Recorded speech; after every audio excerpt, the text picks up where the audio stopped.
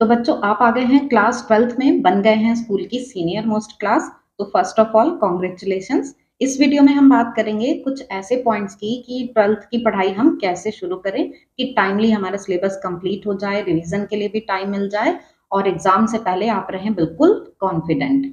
वैसे भी बच्चों अभी आपका जोश हाई होगा ना, हाउस द जोश। बिल्कुल ये हाई ही रहना चाहिए, मींस एंड तक इसी तरीके का जोश रहना चाहिए, ऐसे डिक्रीजिंग ग्राफ ना बनाइए, एक कांस्टेंट ग्राफ हो। तो आपने सुना भी होगा कि well begun is half done. तो अगर शुरुआत अच्छी हो जाए तो आधा काम तो वैसे ही हो जाता है। तो हम ऐसे ही कुछ पॉइंट्स पे यहाँ पे बात करेंगे कि क्लास 12th की पढ़ाई कैसे शुरू करें।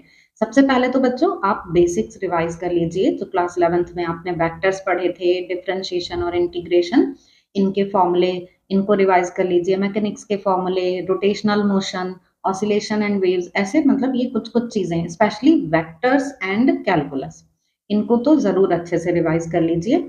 उसके बाद आप 12th की पढ़ाई अपनी शुरू कीजिए।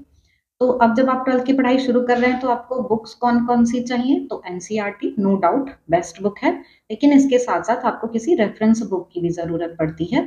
तो कोई एक रेफरेंस बुक आप ले सकते हैं। यहाँ वीडियो में टैग प्रोडक्ट में मैंने भी कुछ बुक्स जो हैं वो टैग कर दी हैं, आप उनको देख सकते हैं। या जैसे एसएल अरोड़ा बहुत चलती है, तो वो ले सकते हैं, वो भी अच्छी बुक है। कोई बुक आप रेफरेंस बुक ले सकते हैं अपने एरिया के अकॉर्डिंग कि वहाँ पर कौन-सी बुक ज़्यादा चलती है। आप कोई एक रेफरेंस बुक ले लीजिए, एनसीईआरटी आपके पास है ही, तो आप अपने नोट्स प्रिपेयर कीजिए और नोट्स में आपको कुछ भी इम्पोर्टेंट पॉइंट्स लगता है, तो कहीं पे बबल्स बना के, क्लाउड बना के वो एडिशनल पॉइंट्स आप वहाँ पे लिख सकते हैं। कुछ भी आपको ऐसे लगे कि ये थोड़ा और एक्स्ट्रा हमको पता होना चाहिए, तो रिवीजन के टाइम ये पॉइंट्स बहुत हेल्प करते हैं। तो ये तो बात आ गई कि आपको बुक्स कौन-सी चाहिए, एनसीईआरटी और एक रेफरेंस बुक।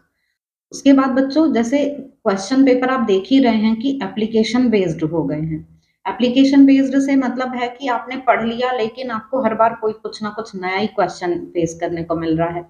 मतलब अब ऐसे रटने से काम नहीं चल रहा है, तो टॉपिक आपको काफ़ी अच्छे से समझना होगा, इतना अच्छे से समझना होगा कि किसी तरह का कोई नया क्वेश्चन भी आपके सामने आ जाए, तो आप उसे समझ पाएँ। मीन्स अब प्रीवियस ईयर क्वेश्चन से भी उतना पोर्शन नहीं आता है जितना कि पहले रिपीट हो जाया करते थे ना एग्जाम में कि हाँ ये प्रीवियस ईयर क्वेश्चंस हैं।